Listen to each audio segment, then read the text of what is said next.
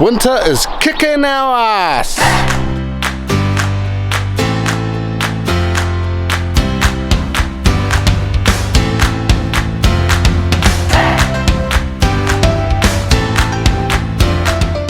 Okay, why is winter kicking our ass? Well, the rain is just, I don't even know how I'm being able to keep up with the vlogs, because seriously, like, it's just trying to get small gaps in all this rain is ridiculous. And when we do have a gap, there's something going on, like car breaking down or something that needs my attention. But I've got so much stuff to do. I've got the aviary to do. I've still got the last 2 beds of garlic to do. We've got our berry patch to do. We've got our compost, chickens to build a shelter for, and then we need to get the greenhouse, the aviary built into a greenhouse, so in springtime we can actually plant all of our vegetables in there and start stuff for the food forest propagation and all that, because basically our small greenhouse is just full of tropical plants and there's no room for any seed raising, and it's a lot cheaper doing things from seed than it is buying seedlings. We would basically go broke.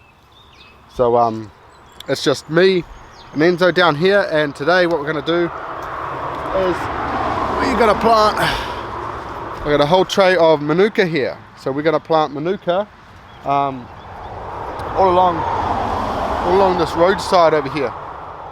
The reason being to be like a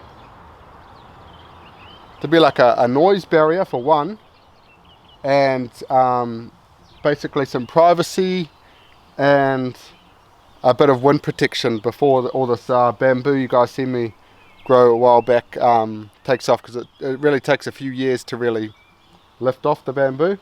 So hopefully this is going to be a quick growing crop that's going to shade out a bit. So I'll probably end up putting like two plants all the way along, something like that. I don't really know what I'm doing, but I'm planting that, and then I'm going to go plant some blackwoods, Australian blackwoods, up over there, up over the other side of the food forest. So let's go!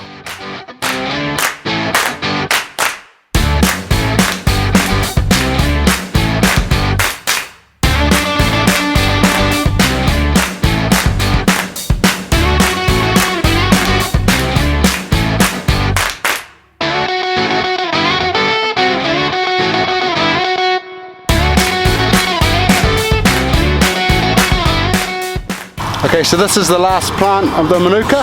I'll just show you what I'm doing planting them. There's no added amendments, compost or anything. Just pretty much digging a hole, slamming it in, and see how it goes. They're only like $2 a plant, so if they die, oh well.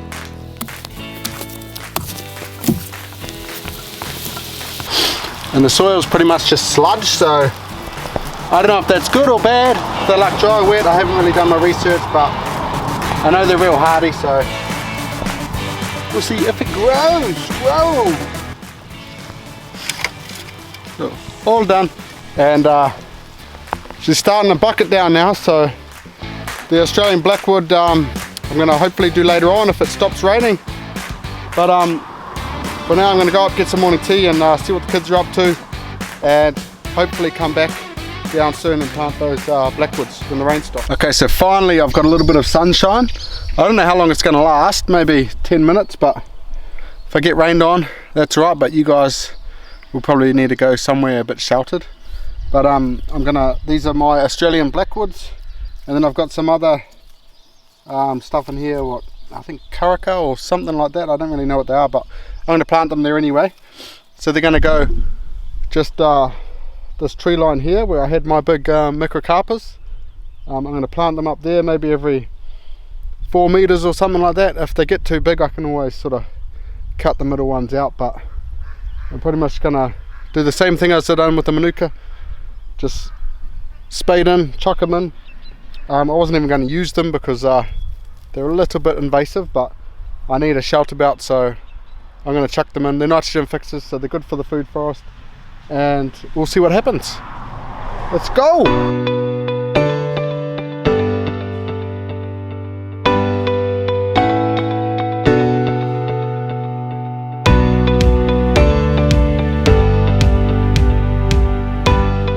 Okay, so that's all the Australian blackwoods planted. I planted pretty much from that wood pile down there and all the way up to in the middle of those trees up there. So there's about 20 Australian blackwoods, and they're far away from anything, so they're not going to disturb anything. Hopefully they grow big and act as a nice windbreak for us. So I've just been helping Debs do her tree rows in her food forest for spring. Probably in October we're going to plant all of that, her food forest out. So we've sort of been trying to mark it out and keep it on contour with our level majiggy thingy. And then she's going to draw it all on paper, so she's got like sort of some exact measurements. But yeah, I haven't quite got as much as I wanted to do with the garden. I wanted to plant those last 2 beds out, but I just wanted to show you. Remember last week had kind of a secret project and cleared out the shed. Well, this was kind of what it was for. This timber down here, big sleepers, garden sleepers. That big slab a while ago when we done the food forest finally got milled up, and pretty much we just got whatever we could out of it, because it's a little bit knotty, so the thicker the better. So we've got a lot of sleepers, and there's a whole lot of other stuff in there. And then the main thing was this here, this big tree slab. It's really thick. It's like probably, I don't know, over 4 inches thick, and it's about, I think, 4.2 long by 1.8 meters wide, and that's going to be our kitchen table. So sooner or later we're going to, well, probably in a year, we're going to let it dry out. We were going to put it in the shed and let it dry out in the shed, so it doesn't warp or anything like that. But this thing's about 300, 400 kg, so it is not movable. So it's going to have to be worked out here. It's going to have to be worked on out here. It took a big high-av to get it off the truck, so yeah, unless we've got 10 people to move it, it's kind of not going anywhere. So yeah, big tarp, and that thing will dry out in about a year's time to be able to work on it, and we've just got to keep an eye that the sun doesn't warp it out.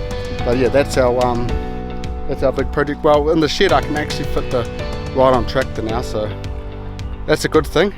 And then we just got all wood everywhere. That's the only problem. So that's me for today. I hope you guys enjoyed the video, and subscribe to the channel, hit the thumbs up, and I'll see you guys in the next one. Look out.